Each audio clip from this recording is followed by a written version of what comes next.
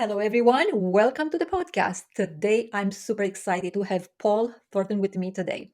Paul is a seasoned educator, an accomplished author and leadership coach with over 40 years in management and leadership. He's written 18 books, including one called Leadership Styles. Besides writing, he has worked jobs like hockey coach and HR person. Paul studied at Ohio University and got master degrees in business and education.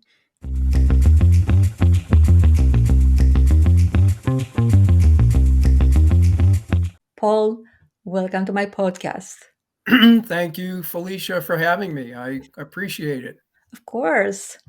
Let's dive in. Okay. What's leadership? Let's talk about leadership. Well, that's a big question, and there's a lot of different definitions of it, as you know. Um, I think leaders basically try to change the status quo. They have a vision of something better than what currently exists. They want to improve the organization or the team or the culture, something. They want to make Mm, something better. They believe or see the possibilities maybe that others don't see, mm. and they influence, inspire people to pursue the ways to get things better or make things better. At least this is what we hope, right? Yeah, This is yeah, the right, hopes. right, right. Um, we don't know each other, but I grew up in Romania, which is former communist country, Hmm. and the leadership didn't exist back in the day. It was like a dictatorial ship. Yeah, So right. I was very pleased to see because I'm in Canada, leadership Mm, and leaders are coaches, and mm, they're like on your side. They are not expecting you to make mistakes or to have a reason to yell at you or yeah. so I'm very pleased to learn about leadership in North America, and Yeah. I was fortunate enough to work under like great management Mhm. in different organization, and that helped me a lot to Mhm. understand what actually leadership means. Yeah. Yeah, I think a good leader has a vision, but they're also open to other people's ideas and inputs, and Mm, they want to include them and, make their vision even better based on yes. what other people think, and, so it's a shared vision, if you will. And if it's not shared, people Mm, aren't really going to be very excited or yeah. enthusiastic to embrace it or to make it happen. So that's important. I know. And they also have to be true to themselves because, the policy, my door is always open. But when a leader walks down the hall, Yeah. checking the phone all the time, not interacting with the employee, Mm. the door is always open. It's not quite a reality. I think that's very true. I think you Yeah. need to value your people. You need to make them a priority. You Yes. need to have an open door and Yeah. an open mind and Yes. consider I their like that. views and thoughts. And Mm, you mentioned credibility. I mean, leaders mm, certainly need to know what they believe in, know what they value. They got to take a stand. They need to know where they draw the red line, if you will. mm. So yeah, all those things are important for the foundation of what a leader is all about. And Yes. if you don't have that, it's really hard to influence and inspire people. If you're Absolutely. wishy-washy and you keep flip-flopping, you say Mm, one thing on Monday and something different on Tuesday, mm. you're not going to have credibility. People aren't going to believe what you have to say. Absolutely. So, what's the difference between managing and leading? Because sometimes we confuse the two, but it is Mhm. a difference, right? Mm. Yeah, I think managers, for me anyway, use current methods and procedures and processes to get the job done. Kind of like grind the hamburg, produce the output. But Mm, they're basically focused on the status quo. Whereas I said before, leaders want to change something. They want to change the culture, the process, the people, the mission of the organization, something. They want to make things better.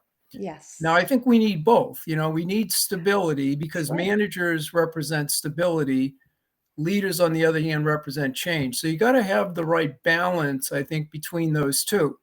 You can't be constantly changing everything. Every day, everything changes. That would It's be too much. crazy. Yeah. And some companies, I was reading about one company that had like 18 major change initiatives going on at the same time, Mm, and it was chaos.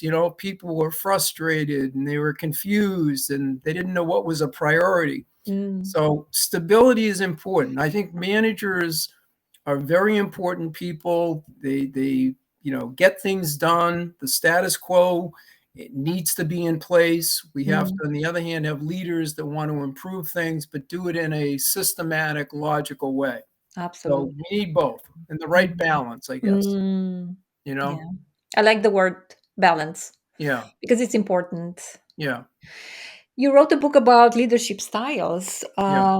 What are the leadership styles you discuss in the book? And if you have the book, would be nice to I show do. to I have our I have the listeners. book. I don't know if that shows on the screen. I guess it Yeah. does. But Yeah. but anyway, um, there's a lot of different theories and models that talk about five, six, seven different types of Mm, leadership styles. I think I boiled it down to three. I think there's three basic styles that leaders use all the time, and they are directing, discussing, and delegating. So I mm, call them the three Ds. When you direct people, you tell them what to do, how to do it, when to have it done by. When you use a discussing style, you ask questions, just mhm, like what you're doing right now. You're asking questions about what's the goal, the plan, the obstacles, how are you going to deal with this and that.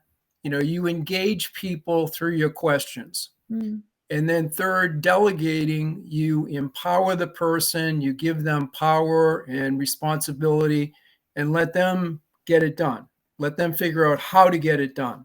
You might tell them what needs to be done, but the how to do it, leave it to them. So each of the three styles, I think leaders rather use every day. Matter of fact, in the same meeting, I think a leader might use all three styles.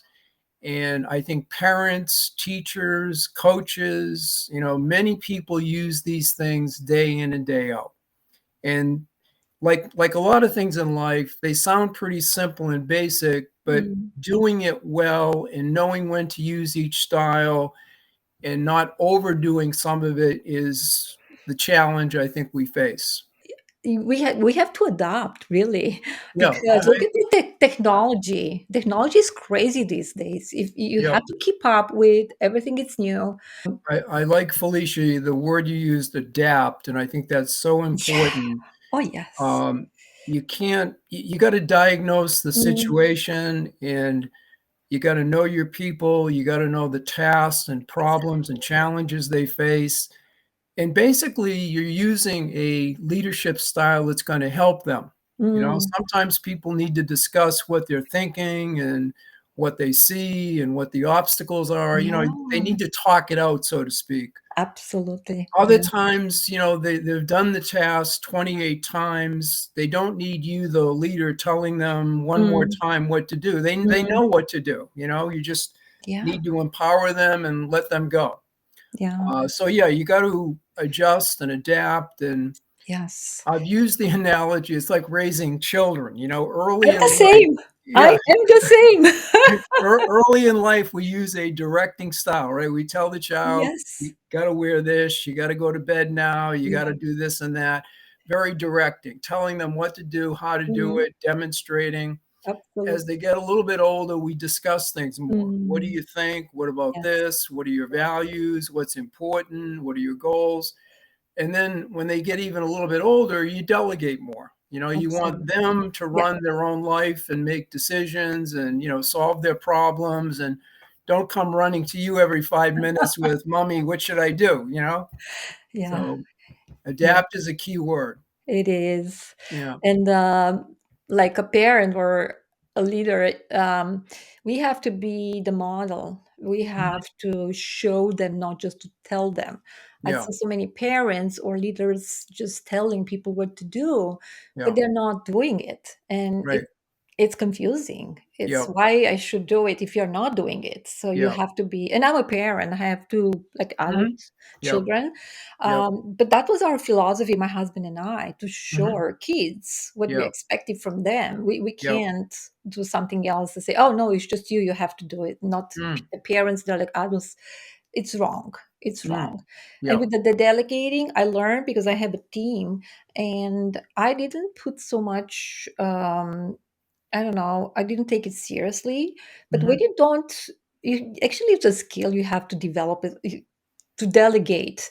Mhm. So now I'm spending time when I hire someone, because I need a clarity first, and then I have to transmit the clarity to the new staff member. And I spend time in the beginning, but Yep. then the quality of work is great. If Mhm. we don't spend enough time in the beginning to tell that person what is expected from her or from him, it's confusing, and then we both get Mm. frustrated. We try to blame, each Mhm. child. It's a dance. We don't want that dance. One It's, of the, challenges I see with delegation too is we tend to over delegate to our star performers, those employees that do yes, great, great, great work. We keep yeah. giving them more and more and more, Mm. and we burn them out, and sometimes we under delegate to other people. Mm. And some people are dying for a bigger role, bigger project, they want more responsibility, and we miss the boat there and don't, Mm. empower them or give them a bigger task. So Yes, knowing how much you're delegating to whom and who you're challenging and that type of thing is really important. it And is. like I say, over delegating Mm. is a common problem I Mm. see in many organizations. That's So, so true. So, how do people benefit from each style in your book and your experience? mhm, And also, I'm curious if you change because you work so long in this environment in these roles, and you mhm. adapt as well. Probably, I mean, what you did in the beginning probably wasn't the same Mm. now, or Well, I think each style has its time and place, and like you were mm, saying, you need to be flexible and you got mm, to understand the environment you're in. At times, people need direction. They need to be told what to do and how to do it because they don't know. If a person is a novice and they've never done the task before, they're completely brand new, they want and need direction. mm, So, as a leader, we need to provide that. yes, Other times, as I said before, we need to discuss what they're thinking, how they're viewing it, what steps they'll take. Um, in each of these styles, there's a danger of going too far either way. Like with discussion, mm, you can over discuss things and under discuss things. You've absolutely, seen and I've seen some leaders that, everything is collaboration. They have meeting after meeting, and mm, there's just so much discussion, little to nothing gets done. On the other hand, the other extreme, some people, managers, leaders don't want to discuss anything. They just want to make all the decisions. mm, No need for to bring anyone in, no need to get their ideas. I'll make the decision. mm, And then people feel like they haven't had a chance to state their views and be part of the process and have a say in the decision, and that's problematic. yes, I talked about delegating too much or too little. mm, Directing, I think that gets at tone. Sometimes people are almost too harsh when they direct, kind of in their face. Other times they beat around the bush and they're not direct enough. mm, So finding that spot of where you mm, need to be on the spectrum of different possibilities is really important as well. But I think all three have their time and place, as I said, and part of being a good leader is thinking about what style would be most helpful Mm, in this discussion. And sometimes you need a combination. Like I was thinking today, like with goal setting, sometimes, because senior leadership has passed down the goal, you have to tell your team this is the mm, goal, but then you want to have a discussion on how we're going to get there. What are we going to do? So you're using two styles. You're directing, you're telling them this is the sales goal for the fourth quarter. Now let's discuss how we're going to make it happen. What do we need to do? What are the ideas? Have a discussion to yeah, get everybody's input and then decide what you're going to do. agree. And I think because the leaders, they have the vision of the company, Mm-hmm. and it's often when the employees, they don't know Mm-hmm. the vision and the mission of the company, and this is why they are not acting like they belong. I mean, you want somebody who works with you to Mm-hmm. to to be like with you in the same boat, but you have to show them as a leader. Yeah. You have to show them, what do you Yeah. mean with this? What do you want with your business? What is your mission? What do Yeah. you hope to accomplish? Mm-hmm. And then if that person or the employee will understand, he or she'll be with you in the like tough times. Mm. I've also seen some leaders will tell the organization once, this is my vision, and they'll describe it pretty well, but Mm. they only do it once and they think they're done, you Yes. know? No. And some of these discussions need to happen multiple times, Mm, before people get a clear view. There's so much information bombarding us daily that without repetition and without mm, discussing it and going it over numerous times, mm, people are walking around not sure what the division is, mm, and it's not as crystal clear as the senior mm. leader thinks it is. Yeah. So you got to discuss it more, and as you said, you got to practice what you preach. You got to model your philosophy, your values. You got to model the direction you want the Mm, organization to go in. yes, So that's part of it as well. I know. So how can leaders get better at using each leadership style you describe? Yeah, that's a good question, Felicia. We all need to get better, right? I Yes. think I think getting feedback is important, Yes. and saying to your team, I'm trying to get better at having better discussions in our meetings. So what do you Mm, think? Give me some feedback. mm, What do you think of the quality of the questions I ask? Or what do you think how good am I as a facilitator? yes. So get feedback from your direct reports is one thing Mm, you can do. I think another thing is you can observe other people in the organization. You know, I worked at a pretty big organization. It was 20,000 employees, and there were probably 300 middle managers. So I was in all sorts of meetings, and it gave me lots of opportunities to observe the person running the meeting, the leader mm, running the meeting. What did they do? How'd they do it? Were they successful? So we can learn a lot by studying and observing other people. mhm. Um, 360 feedback, getting feedback from your boss and peers and that type of thing is useful as well. And then, then I think it's important to zero in on like one thing you're going to work on. Mm, Like regarding discussions, come up with one thing you want to work on, or delegating. What's one thing you can do to improve? And try it for a month or 2 months and see how it goes and see mm. if you're getting better at it. I Yeah. also think once a week, it's good to reflect on what you're doing, your performance. Yeah. What did I do well? What could I do better? How can I improve here or there? But just self reflection, um, critiquing what you did, what you didn't do, and then deciding how to make it better.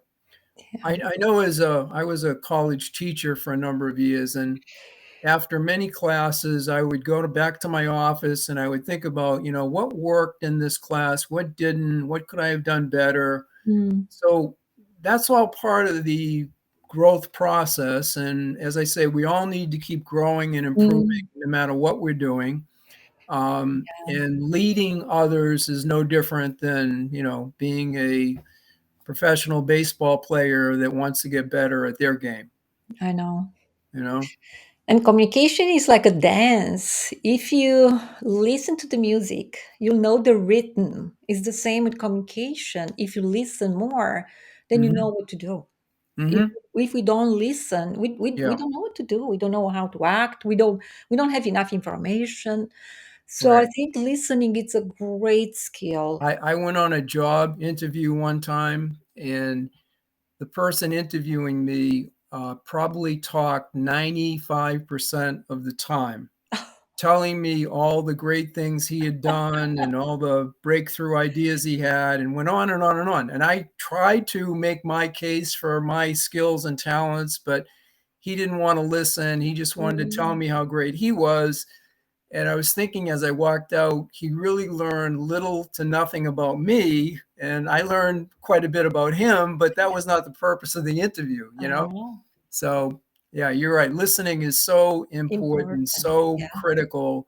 it is. And we need to, we talked about before diagnosing the current environment and Mm, knowing your people. You got to listen a lot to them. What's going on in their yes. world? What are their Mm, challenges? What are the obstacles they're mm, facing? So yeah, so true. you're right. And I don't know if you got the job or not, but I wouldn't work with that employer because I Right. would be afraid. I would Yeah. project in the future, this is going to happen. Yeah. We cannot have a conversation. We Yeah. can't. He wouldn't listen. So Mm. at Mm. one point, probably we will be like Mm. not working well together. So it tells you a lot, like you Mhm. said, Yeah. about that person. So, Yeah. I so think which, when I sorry. think about my career, the best bosses I had were talented, but they were also really good listeners. Mm, And they would take time to understand, my point of view, what I was thinking, my suggestions, yeah, whatever. And it made you feel valued and yeah, important and yeah, part of the team and all that. yeah. So it's I really, really, really, really important. It is. So which style is most effective in your opinion? If it's any, like if you have to qualify, this style is the most important, or I don't I know. I don't It- think any one of the three styles is more important than the other. I think, well, let me take that back for a minute. I think ideally, what we want to do is we want to help people grow and develop. And as they grow and develop, they become more skilled, more talented. So we're moving in the direction of delegating. Mm, So the more your administrative assistant becomes knowledgeable and talented, what have you, you can spend less time directing them. They know what to do, right? They can figure it out. You're delegating more and more, mm, and that's a good thing. So ideally, as people grow and develop, we delegate more. It frees up our time. We can do other things, strategic planning, and mhm, think about this and that. Again, like raising kids. I mean, if we do a good job raising kids, they have a set of values and core beliefs and what have you. And when they hit their late teens, 20s, mm, whatever, we're delegated to them to run their own lives, right? yes. So ideally, they're then capable and skilled to do what they need to do to be Mm, successful. yeah, And we're there to help here and there, but not day in and day out, and yeah. that type of thing. Is there any connection between confidence and leadership? What do you think about that? It's because I'm a confidence coach.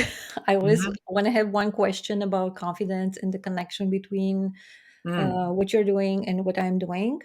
Mhm. Um, yeah, do you see any connection between leadership and Yeah, I think confidence? I think Felicia, I think that's very, um, I think they're very related. I think Mm, I've always thought that the more competent I am mm, and the more prepared I am, the more confident I'll be. So the more I develop my skills, my knowledge, the more preparation I do, the more yeah. confident I am. As a leader, we need to project confidence that we Mhm.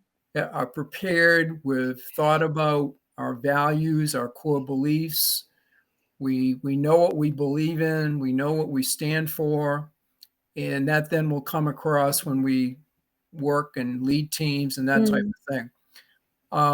I think you can be overconfident though too. I think, Yes. you know, Yeah, some that's leaders have a big ego and yeah, they then get in the habit of making bad yeah. decisions because they think they can do anything and everything. Mm, In the other extreme, you can be underconfident. You know, if you're mhm. hesitant, I'm not sure, maybe, Yeah, then you don't come across as a someone who knows what they're doing.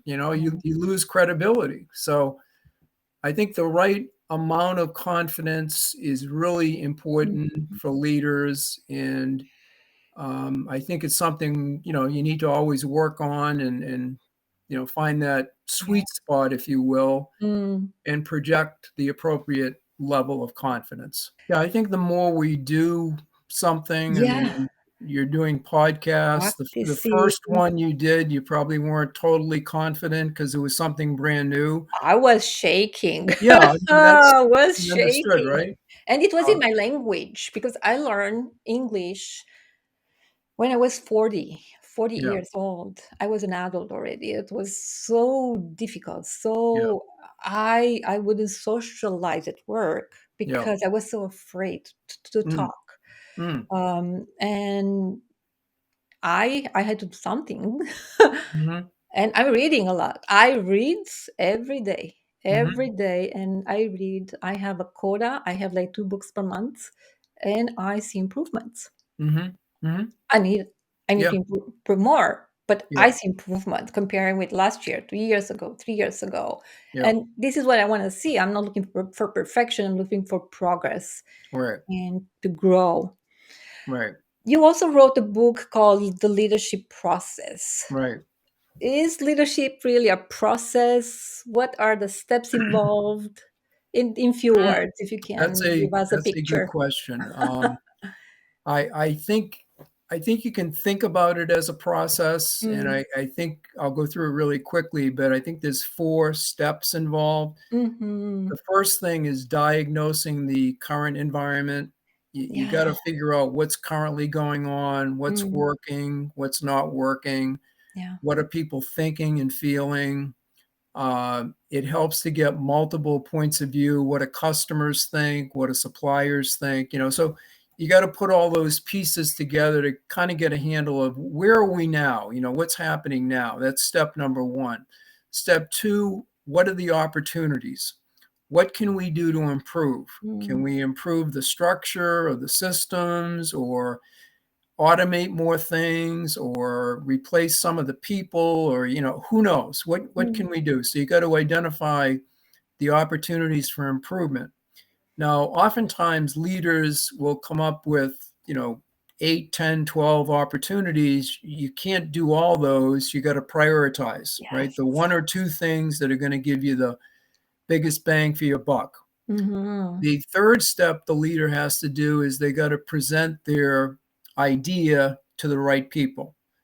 And their idea needs to be clear, Mm, concise, relevant, and they need to deliver their message with enthusiasm and passion. You can't be lukewarm when you're talking about some major yeah. change that you want to make, right? You got to Uh, believe it yourself. And then the fourth step is implementation. mhm. To implement anything, you need a plan. So if it's something minor, you, the leader, may develop the plan. If it's a major change, you're probably going to charter a team to come up with a plan to make it happen. Mm, So I kind of look at those 4 steps as the 4 major steps that leaders get involved in. and the actions they take, vary depending on each of the steps. Like the step one is diagnosing the current environment. You got to be willing to hear or face negative things, right? You got to be open to negative feedback and comments and criticisms and what have you. Face reality, as they say. Mm, With the looking for opportunities, it involves creativity. What are some creative ways to redesign your product or process? mhm. Um, Third one, presenting. You got to be a good presenter to make your message come alive, right? Yes. And implementation. A lot of times we have great ideas and great Mm, visions and what have you, but implementing them yeah, is, not good. So I each know. step is important, and each one has its own challenges. And I think, yeah, it's. I think you can think about it as a process. Yeah. Yeah. I like the implementation is like when I have presentations or workshop, Hmm. I highlight three or three, four times in the presentation. Hmm. Please implement what you learn. If you learn one thing in my workshop, it's okay. Hmm. But please implement Hmm. that thing you learned. Right. Otherwise, Right. it's really a waste of time if you Right. don't implement. Like you said, you have Hmm. a Ferrari, but Hmm. it's in the garage, and you don't have the key from the garage. Yeah. So what's Yeah. the point? I have a Ferrari. It's the same. You have the knowledge, you have the Hmm. great ideas, you have the team. It's time to implement. Yeah. It's like you're packing for a trip, but you don't go out. Mm. Really. Mm. Yeah, it's kind of like what we were talking about before, that when you're trying to improve on something, you got to identify at least one thing you're going to implement, right? Mm, And just try it, yes, experiment. Try it for a absolutely. week or a Yeah, month and see how it goes. And exactly. maybe it's not a good idea. Maybe it doesn't work. Maybe you need to change it around a little bit. But yeah, you got to do something. You can't just I don't know, theorize ideas and talk about this and that and think things are going to get better. They're not, I know. you know. What's one thing we can all do to be more effective leaders? One thing. If you have to just say, yeah, if you do this, you'll be fine, or it's a start, or yeah, just one thing. If I had to suggest one thing, I think it would be to think about what will help the person or team be Mm, more successful. Do they need direction? Do mm, they need to have some discussion? yeah. Do they need more power? What can I do to help them? Because it's Mm-hmm. not about me as a leader, it's about helping them Yeah. improve and get better and better. So, what can I do to help them? That's Mm-hmm. a good thing to think about and reflect on, and sometimes ask the team that, what can I do to help you guys Yes. improve? Do you need more resources? Do you need more advice and guidance in a particular area? Do you need some expertise added to the Right. team? Yeah, What do you need? So that's a big question for me. it is. I always said communication is important. Hmm. If you are in doubt, communicate more because Hmm. then you get the answer. Yeah. Where people can find you or where people can buy your books if they want to My find you, are you doing any classes like master classes or any workshops? I do workshops and seminars on occasion. Okay. Don't do them that often, but I Mm, do them here and there. okay. Uh, all of my books are available on Amazon. Okay. And the one I would suggest for your audience is Mhm. the one on leadership styles. I think that's a good basic book that will help anyone get more proficient at Mm, using a style that's going to help people grow and develop and be their best. So, yeah, okay. Thank that's you. what I'd suggest. Paul, thanks a ton for sharing your insights and stories today Mhm. because you have so much experience. And I don't know my listeners, but I learned a lot from you today. And this is my purpose. This is why I know you send me an email, say I can send you more materials. Mhm. But I really like to to learn. At the same time, my listeners learn in the podcast, and Mhm. I like to Yeah. be prepared. Of course, I can't stand not to be prepared, Mm. but I want also to be able to ask questions. So thank you so much, and Mhm. I hope we'll see you again. And yeah, Thank everybody will be like very happy to see our material today. I'm pretty sure. Mhm. Well, thank you for having me on. Of It course. was, hopefully a good discussion. I like the discussion from my point of view, it was a good discussion. I hope your audience got something out of it, and I Mm, hope they'll try to implement, as we said, 1 or 2 ideas that, came out of these sessions.